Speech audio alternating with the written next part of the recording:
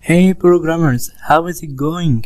My name is Mahmoud Saeed from New System Technology. In this course, I will talk about C programming and how learn different hard things in easy way.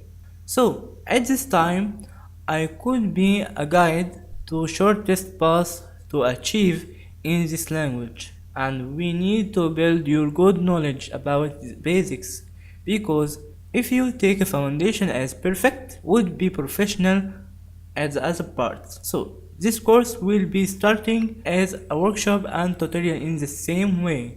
Be ready to work hard. Okay, what's topic in this tutorial? That's a very important question.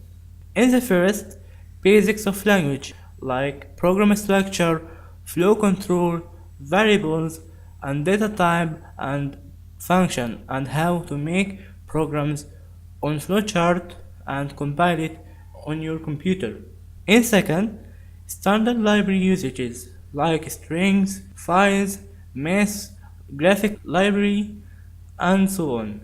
Last one, work with data structure like stack, linked list, sort, or searching algorithms, and so on. Additionally, homework every 3 to 5 videos.